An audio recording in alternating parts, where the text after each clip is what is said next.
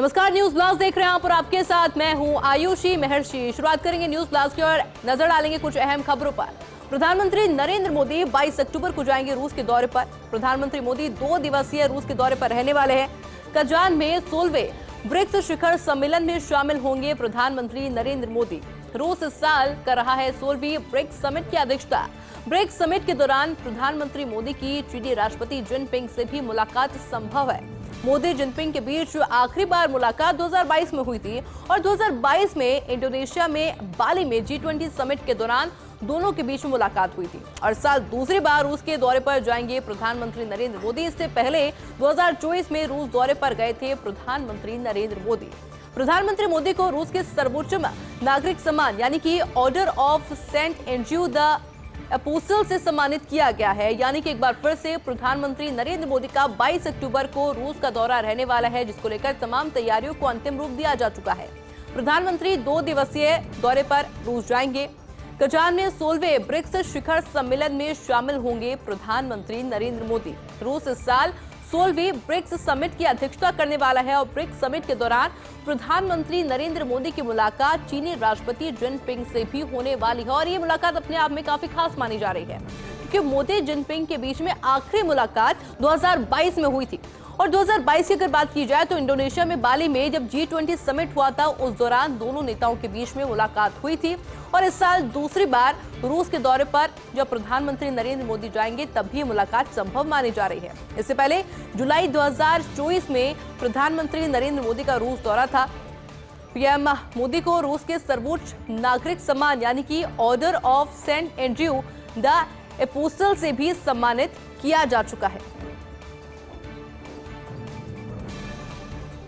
Justice Sanjeev Khanna होंगे देश के अगले प्रधान न्यायाधीश। सीजेआई डीवाई चंद्रचूड़ की 10 नवंबर को रिटायरमेंट के बाद अपना पदभार संभालने वाले हैं। सीजेआई चंद्रचूड़ ने उत्तराधिकारी के रूप में वरिष्ठ जस्टिस खन्ना का नाम नामित किया और ऐसे में जस्टिस खन्ना भारत के 51वें मुख्य न्यायाधीश के रूप में अपना पदभार संभालने वाले हैं। जस्टिस खन्ना करीब 6 महीने यानी कि 13 मई 2025 तक न्यायपालिका में रहेंगे मुखिया। जस्टिस खन्ना जून 2005 में दिल्ली हाईकोर्ट में बने थे अतिरिक्त न्यायाधीश और अब जनवरी 2019 में भी तत्कालीन सीजेआई के नेतृत्व वाली कॉलेजियम ने सिफारिश की है। जस्टिस खन्ना को सुप्रीम कोर्ट में पदोन्नत किया गया। राष्ट्रीय विधिक सेवा प्राधिकरण के कार्यकारी अध्यक्ष भी रह चुके हैं जस्टिस खन्ना।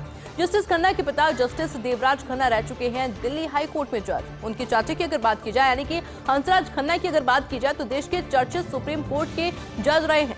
तत्कालीन प्रधानमंत्री इंदिरा गांधी ने उनकी वरिष्ठता को लांग बनाया था। सीजेआई उस समय जस्टिस एमएच बेग को बनाया गया था देश का प्रधान न्यायाधीश और वरिष्ठता के उल्लंघन के विरोध में जस्टिस हंसराज खन्ना ने दिया था इस्तीफा। जस्टिस खन्ना की मां सरोज खन्ना दिल्ली के लेडी श्रीराम कॉलेज में थी हिंदी की व्याख्याता। और एक बार फिर से देखिए, जस्टिस संजीव खन्ना अब देश के अगले प्रधान न्यायाधीश रहने वाले हैं। सीजेआई डीवाई चंद्रचूड़ की 10 नवंबर को रिटायरमेंट के बाद में वो अपना पदभार संभाल लेंगे।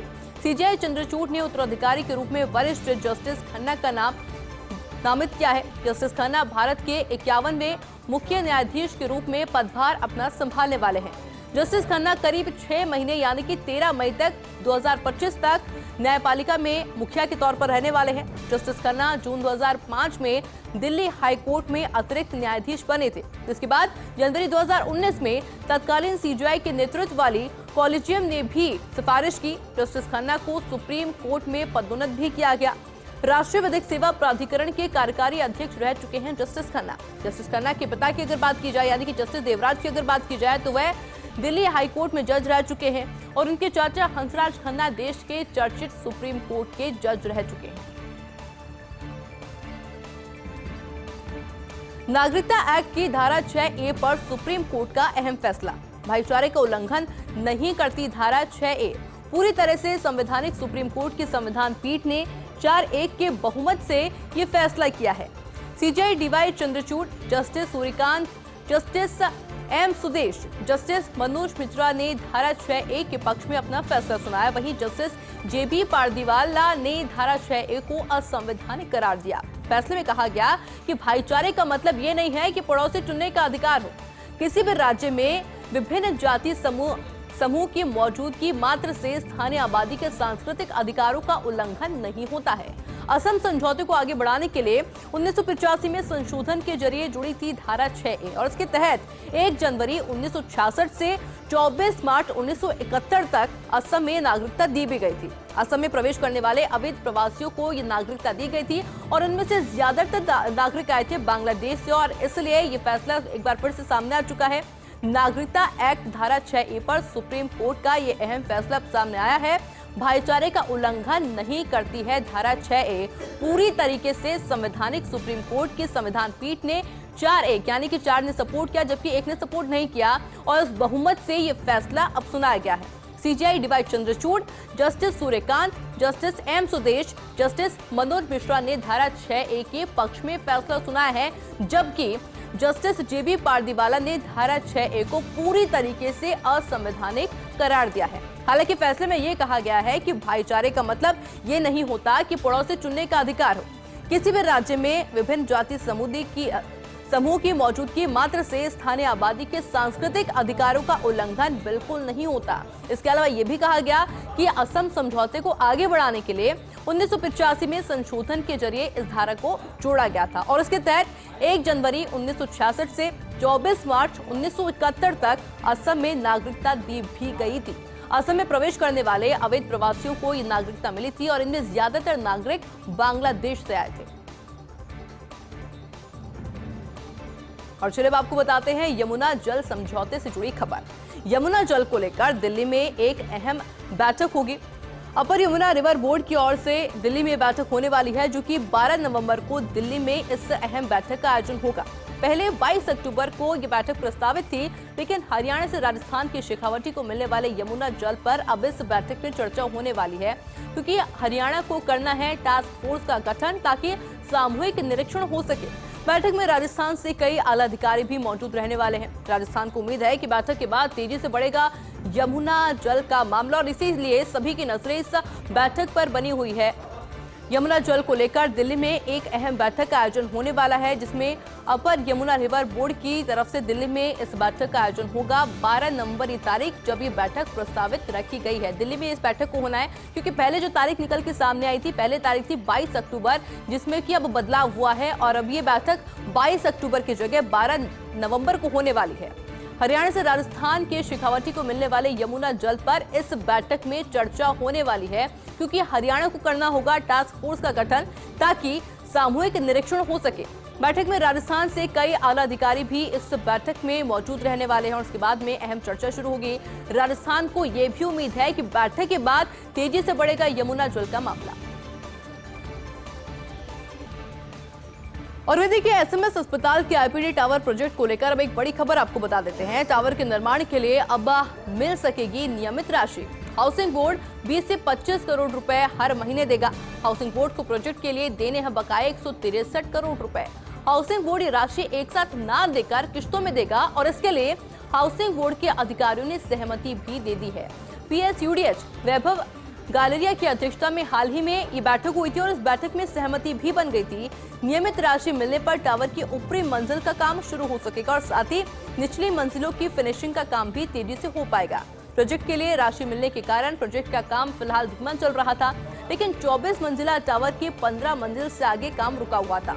उधर चिकित्सा शिक्षा विभाग के अधिकारियों के अनुसार वित्त विभाग से स्वीकृति के बाद वे प्रोजेक्ट के लिए राशि दे पाएंगे। हालांकि उन्होंने तुरंत 10 करोड़ रुपए देने और साथ ही में शेष राशि किश्तों में दिए जाने के बारे में संकेत दिए हैं। चिकित्सा शिक्षा विभाग को करीब 150 करोड़ रुपए और देने हैं। टावर के निर्माण के लिए अब नियमित राशि मिल सकेगी। अच्छी खबर है, पॉजिटिव खबर है। हाउसिंग बोर्ड से 20 से 25 करोड़ रुपए हर महीने देने वाला है। हाउसिंग बोर्ड को प्रोजेक्ट के लिए बकाया 163 करोड़ रुपए देने हैं। हाउसिंग बोर्ड ये राशि एक साथ ना देकर बल्कि किश्तों में देने वाला है। ये सहमति एक बैठक में बनी है। इसके लिए हाउसिंग बोर्ड के अधिकारियों ने सहमति दे दी है। पीएसयूडीएच वैभव गालेरिया की अध्यक्षता में हाल ही के अंदर ये बैठक हुई थी और इसी बैठक के अंदर चर्चा हुई। चर्चा के दौरान ये कहा गया है कि जो राशि है एक साथ ना देकर बल्कि हर महीने किश्तों के अंदर दी जाएगी। नियमित राशि मिलने पर टावर के ऊपरी मंजिल का काम हो सकेगा और साथ ही निचली मंजिलों की फिनिशिंग का काम भी तेजी से हो सकेगा, क्योंकि राशि नहीं मिलने से, नियमित राशि नहीं मिलने से फिलहाल जो काम है वो रुका हुआ है। प्रोजेक्ट के लिए राशि मिलने के कारण प्रोजेक्ट का काम धीमा भी था। 24 मंजिला टावर की 15 मंजिल से आगे काम पूरी तरीके से रुका हुआ था। और उधर चिकित्सा शिक्षा विभाग के अधिकारियों के अनुसार वित्त विभाग से स्वीकृति के बाद वे प्रोजेक्ट के लिए राशि दे पाएंगे। हालांकि उन्होंने तुरंत 10 करोड़ रुपए देने और साथ ही में शेष राशि किश्तों में दिए जाने के बारे में भी संकेत दिए हैं। और आरएएस भर्ती परीक्षा के आवेदन की आज आखिरी तिथि है। आज रात 12 बजे तक किए जा सकेंगे आरएएस के लिए आवेदन, यानी कि अगर आप आरएएस के लिए आवेदन देना चाहते हैं तो आपके पास सिर्फ आज रात 12 बजे तक का ही समय है। आरपीएससी की आरएएस एवं अधीनस्थ सेवा भर्ती 2024 के लिए आवेदन 19 सितंबर से शुरू हुई थी। आवेदन की प्रक्रिया राज्य सेवा के 346, अधीनस्थ सेवा के 387 पदों पर भर्ती। आरपीएससी से 2 फरवरी 2025 को प्रस्ताव है। आरएएस के प्री एग्जाम यानी कि आखिरी डेट आ चुकी है। आरएएस भर्ती परीक्षा के आवेदन की आज आखिरी तिथि है, यानी अभी तक भी अगर आपने आवेदन नहीं किया है तो आपके पास अभी भी 12 बजे तक का समय है। अगर आप आवेदन करना चाहते हैं तो आप आवेदन कर सकते हैं, क्योंकि 12 बजे के बाद आप आवेदन बिल्कुल नहीं कर पाएंगे। आरपीएससी की आरएएस एवं अधीनस्थ सेवा भर्ती 2024 के लिए आवेदन है।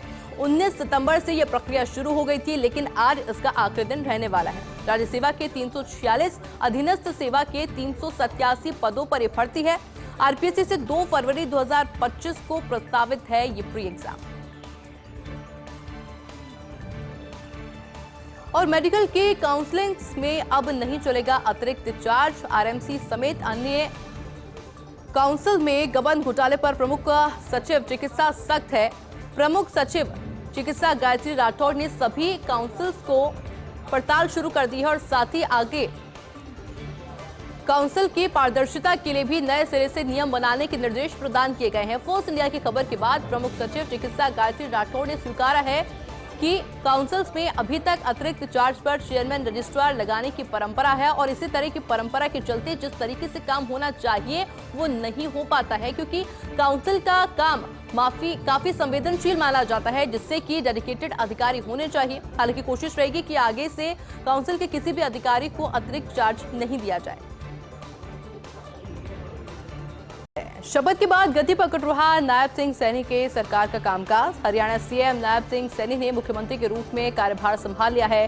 चंडीगढ़ स्थित हरियाणा सिविल सचिवालय में संभाला कार्यभार। हरियाणा की जनता को मुख्यमंत्री नायब सिंह सैनी ने 2 बड़ी सौगात दी। कार्यभार संभालते ही मुख्यमंत्री नायब सिंह का पहला बड़ा फैसला, राज्य के सभी सरकारी अस्पतालों में फ्री मिलेगी डायलिसिस सेवा। क्रॉनिक किडनी रोगियों के लिए भी निःशुल्क होगी डायलिसिस सेवा। भविष्य में सभी मेडिकल कॉलेज में भी निःशुल्क डायलिसिस सुविधाओं प्रदान की जाएगी। ये बड़ी सौगात उन्होंने मुख्यमंत्री बनते ही दी है। शपथ के बाद में गति पकड़ रहा है नायब सिंह सैनी के सरकार का कामकाज। हरियाणा सीएम नायब सिंह सैनी ने मुख्यमंत्री के रूप में कार्यभार संभाल लिया है। एक बार फिर से चंडीगढ़ स्थित हरियाणा सिविल सचिवालय में कार्यभार संभाला गया, जहां तमाम दिग्गज शहरों की मौजूदगी रही है। हरियाणा की जनता को मुख्यमंत्री नायब सिंह सैनी ने 2 बड़ी सौगात दी है। कई सारी बड़ी सौगात दी गई है। इसमें अगर बात की जाए कार्यभार संभालते ही मुख्यमंत्री नायब सिंह का जो पहला बड़ा फैसला है, राज्य के सभी सरकारी अस्पतालों में फ्री डायलिसिस सेवाएं मिलने वाली है। क्रॉनिक किडनी रोगियों के लिए निःशुल्क होगी डायलिसिस सेवाएं और भविष्य में सभी मेडिकल कॉलेज में ये निःशुल्क डायलिसिस सुविधाएं जारी रहने वाली है। कर्नाटक के मुख्यमंत्री सिद्धारमैया ने अब एक बड़ा ऐलान कर दिया है। महर्षि वाल्मीकि के नाम पर होगा रायचूर विश्वविद्यालय का नाम। महर्षि वाल्मीकि पर होगा सभी एसटी आवासीय विद्यालयों का नाम। वाल्मीकि ने रामायण लिखकर की थी राम राज्य की परिकल्पना। पिछड़ा वर्ग कल्याण विभाग के कार्यक्रम में सिद्धारमैया ने अपना बयान दिया। वाल्मीकि जयंती के उपलक्ष्य में आयोजित किया गया था कार्यक्रम, जहां पर उन्होंने ये बड़ा ऐलान कर दिया और कहा कि महर्षि वाल्मीकि के नाम पर होगा रायचूर विश्वविद्यालय का नाम। महर्षि वाल्मीकि पर होगा सभी एसटी आवासीय विद्यालयों का नाम। वाल्मीकि ने रामायण लिखकर की थी राम राज्य की परिकल्पना। पिछड़ा वर्ग कल्याण विभाग के कार्यक्रम में सिद्धारमैया के द्वारा ये बड़ा बयान दिया गया। और बहराइच में रामगोपाल मिश्रा हत्याकांड के आरोपियों की पेशी हुई। सीजेएम के आवास पर आरोपियों को पेश किया गया। कोर्ट ने आरोपियों को 14 दिन की न्यायिक हिरासत में भेज दिया है।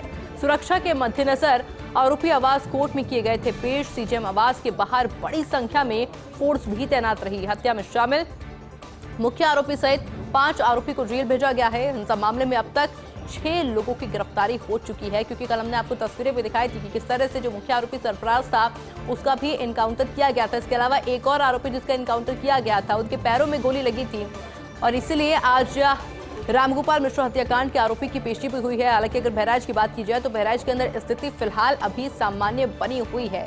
सीजेएम के आवास पर आरोपियों की पेशी हुई। कोर्ट ने आरोपियों को 14 दिन की न्यायिक हिरासत में भेज दिया है और सुरक्षा के मद्देनजर आरोपी आवास कोर्ट के लिए पेश हुए। सीजेएम आवास के बाहर बड़ी संख्या में फोर्स की तैनाती भी देखने को मिली।